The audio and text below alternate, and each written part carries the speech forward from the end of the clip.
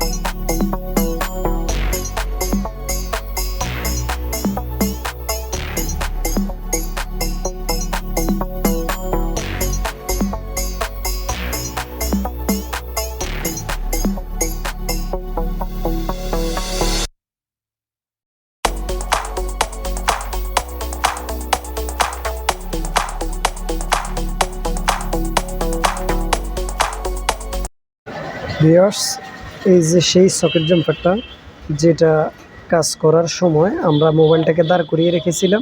আমাদের মোবাইল ধরার আসলে লোক ছিল না, যার জন্য এই ভিডিওটা করতে একটু কষ্ট হয়েছে।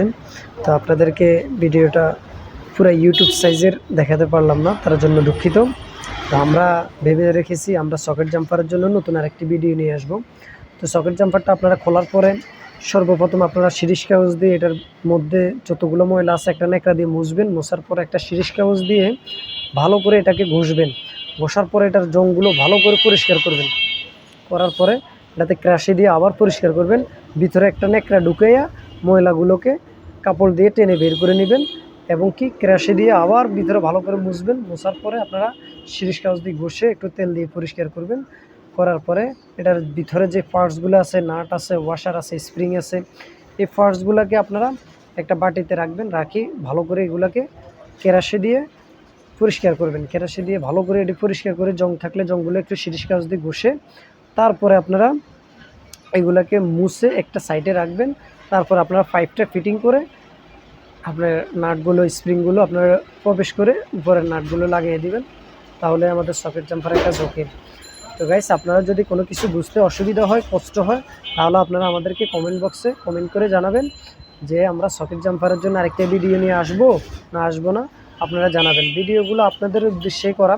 আপনারা যদি আমাদেরকে বলেন তাহলে আমরা সকেট জাম্পারের জন্য নতুন একটি ভিডিও নিয়ে আসবো, ভালো করে স্ট্যান্ডার্ড করে একটা ভিডিও নিয়ে আসবো।